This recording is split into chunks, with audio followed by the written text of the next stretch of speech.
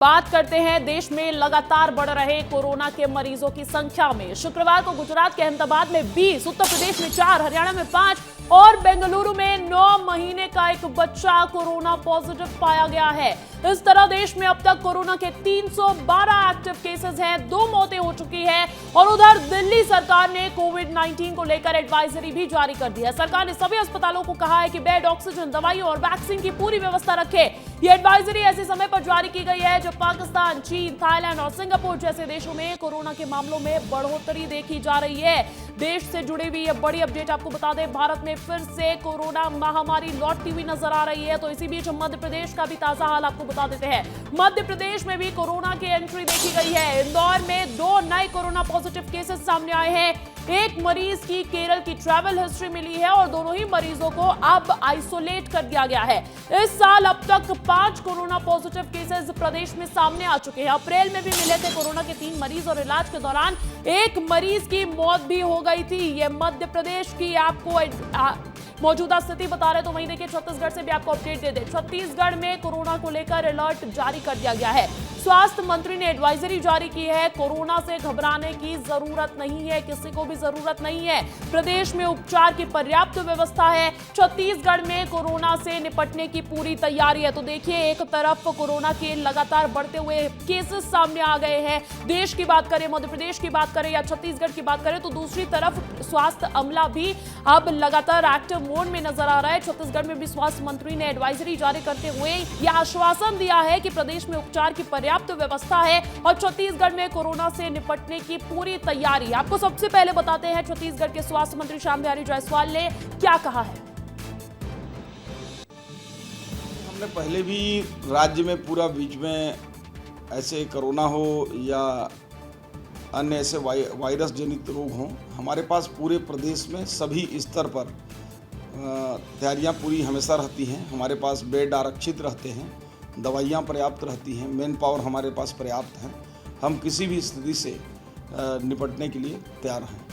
तो चलिए इस पूरे मामले पर ताजा अपडेट्स ले लेते हैं। सहयोगी अमृत तिवारी दिल्ली से मेरे साथ जुड़ गए हैं, रायपुर से अनमोल तिवारी जुड़े हैं। सबसे पहले अमृत से जानते हैं देश में किस तरीके से आंकड़े बढ़ते जा रहे हैं और उससे निपटने के लिए क्या कुछ तैयारियां प्रशासन कर रही है। अमृत।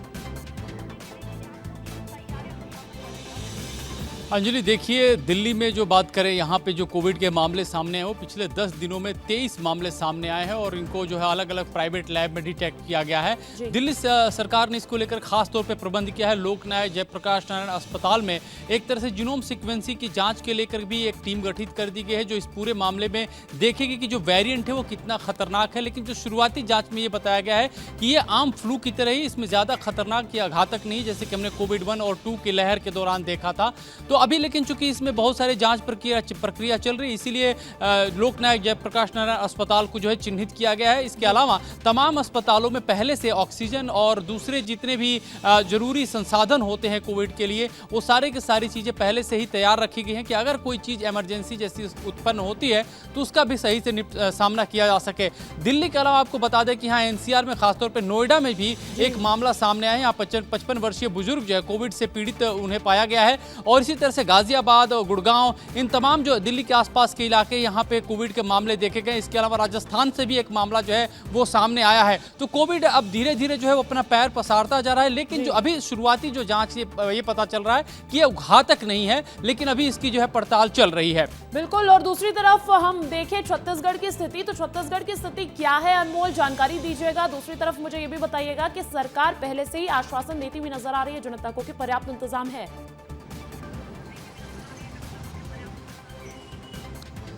बिल्कुल, देखिए अंजलि, कोरोना की अगर दस्तक की बात की जाए तो छत्तीसगढ़ में भी कोरोना ने दस्तक दे दिया है। रायपुर में देखिए एक कारोबारी को कोरोना संक्रमित पाया गया है। हालांकि जो राहत की बात है ये है कि कारोबारी अभी सामान्य स्थिति में है और उनका इलाज जारी है, लेकिन सरकार जो है अलर्ट मोड पर आ गई है। सरकार अपनी तैयारी जो है करने लगी है और सरकार ने साफ निर्देश दिया है सभी सीएमएचओ को कि बिस्तर जो है, बेड तैयार रखा जाए, अलग से आइसोलेशन वार्ड बनाया जाए, मेडिसिन की उपलब्धता हो ताकि अगर कोरोना के केसेस आए तो उससे तुरंत निपटा जा सके। अगर हम बात करेंगे प्रदेश के सबसे बड़े अस्पताल भीमराव अंबेडकर अस्पताल की, तो वहाँ पर देखिए पहले से ही कोरोना के लिए पहले से ही जो है बिस्तर आरक्षित कर दिए गए, अलग से वार्ड बना दिया गया है ताकि अगर प्रदेश में कोरोना बढ़ता है तो मरीजों के लिए जो सुविधाएं हैं वो उपलब्ध हो सके। तो कुल मिलाकर छत्तीसगढ़ अलर्ट मोड पर है और स्वास्थ्य मंत्री खुद आश्वासन देते हुए नजर आ रहे हैं कि अगर छत्तीसगढ़ में कोरोना अगर बढ़ता है तो हम निपटने के लिए तैयार है, हर चुनौती के लिए हम तैयार हैं। बिल्कुल, देश भर में अभी तक के आंकड़े 300 पार पहुंचे हैं, लेकिन किसी भी तरीके की ढिलाई बरतना नहीं चाहती है सरकार और प्रशासन, और इसीलिए तमाम तैयारियां करती हुई भी पहले से ही नजर आ रही है। एडवाइजरी भी जारी कर दी गई है। बहुत बहुत शुक्रिया तमाम जानकारी देने के लिए आप दोनों का।